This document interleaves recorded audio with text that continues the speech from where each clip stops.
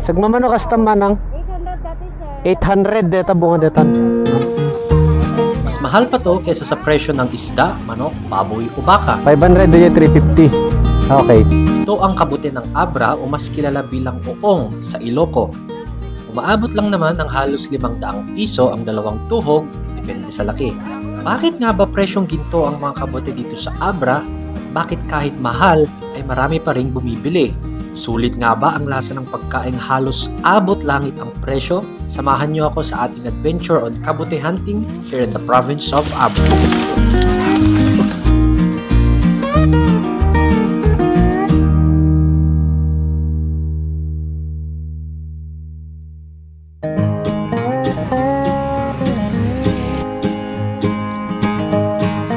Buwan ng Hulyo hanggang Agosto, palagi kong nadadaanan ng mga mushroom vendors na ito dito sa Barangay Pitaw, Tayum, Abra. Dito sa gilid ng kalsada sila nakapwesto para magbenta ng mga nakuha nilang kabuti. Naniniwala ang mga matatanda na ang kabuti ay nagsisilabasan sa pagkakataon ng ulan na may kasamang kulog at kidlat.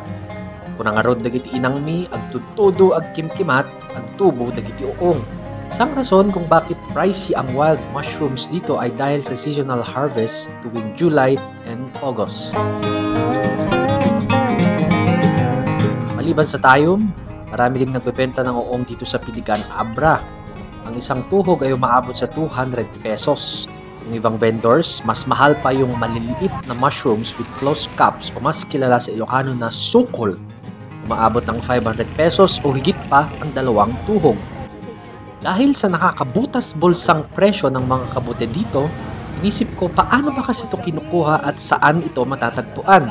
So I've decided na samahan ng one of the kabuti hunters in the municipality of Tayum. The following day, nagising na ako ng 3 AM para sumama sa mga kabuti hunters ng Sitio Pagpagatpat, Barangay Tayum, Abra. Ganito kaaga pinupunta yung mga taga-Abra para mag-harvest ng mushroom. Yung iba nga, sabi nila as early as 8 PM, pupunta na sila sa kagubatan para manguha ng kabuti. So, naglakad kami ng around 4 kilometers para marating namin ang kagubatan ng Sitio Pagpagatpat where we found the wild mushrooms of Abra.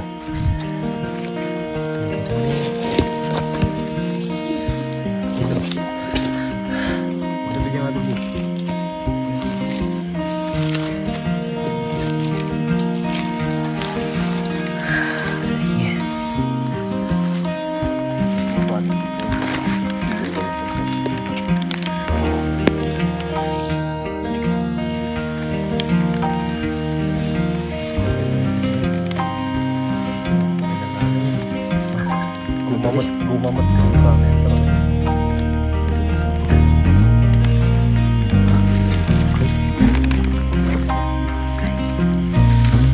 Dito ko na napatunayan na mahirap talaga ang kumuha ng kabuti.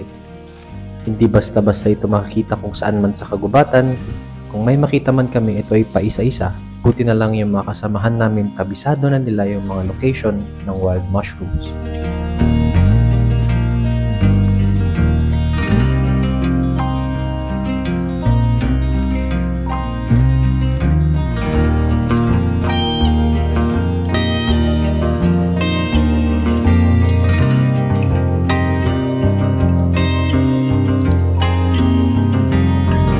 Hindi ko na alam kung saang parte na kami ng Abra.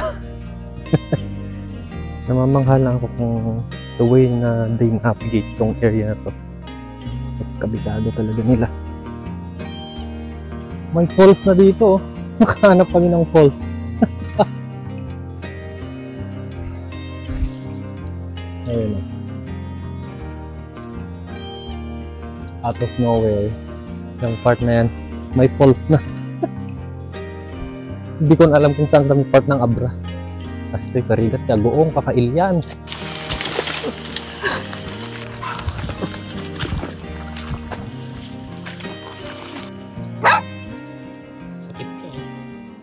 Time check natin, it's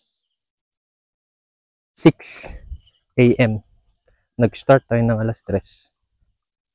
Natapos tayo ng alas 6. 3 oras kaming nagkabuti hunting. So medyo marami na din naman na yung nakuha. It's good enough. Ayan ang gagawin natin. Bibilhin natin yung nakuha natin kina kuya. And lulutuin natin. And so yung buong area na yan, dyan kami nag-trekking para maghanap ng kabute.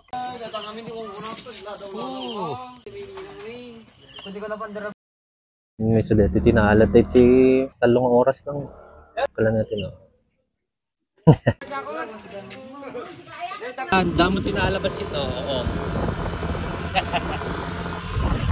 Kinatang mi 700.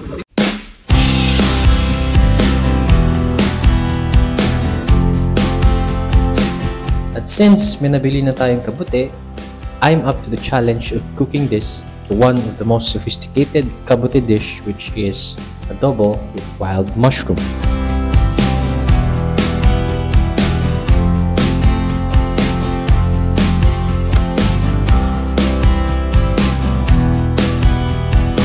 Ito na yung tinakulo natin na mushroom. Ganito na siya ngayon. Medyo fibrous yung texture niya. So, ang gagawin natin dito is isasama na natin siyang pakuluan mamaya ng matagal. Ngayon, ang gagawin natin, bili ako ng liempo kasi isa sa mga very sophisticated na luto ng kabute dito sa Abra ay ang adobong mushroom.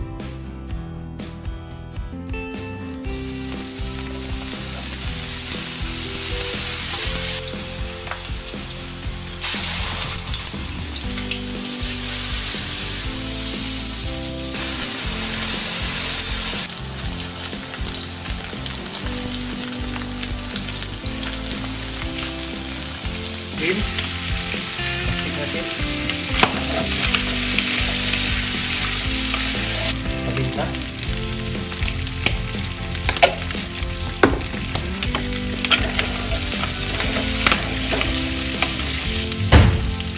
And soy.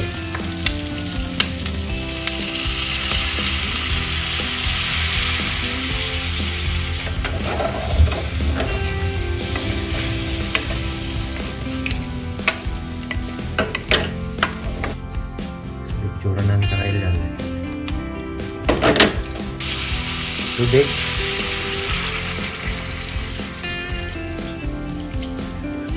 And the star of the show. Ang kabute ng Abra. Okay, kabute o.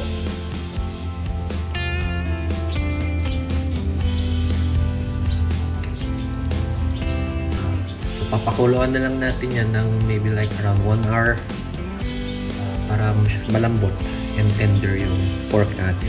At the same time, malambot na rin yung kabute natin. That's it. Okay, so, gano'n lang kasimple magluto ng kabute dito sa Abra. Yun yung tinatawag namin na oong. So, you just need around 3 ingredients. Soy sauce, konting suka. Yung mga iba kasi ayaw nilang lagyan ng suka kasi baka masisira daw yung lasa ng oong. Soy sauce, bawang, paminta, and asin. Gano'n lang kasimple. Come back after nang maluto. Bango na dito sa bahay, oh. Okay, so ito na yung naluto natin na kabute or oong ng Abra. Mahal kasi lumalabas, binibenta lang siya ng around July and August. And syempre, ikaw ba naman yung magigising ng 1:00 or 2:00? No, para lang kumuha nito sa gubat. So, tingnan natin kung sulit ba talaga sa panlasa.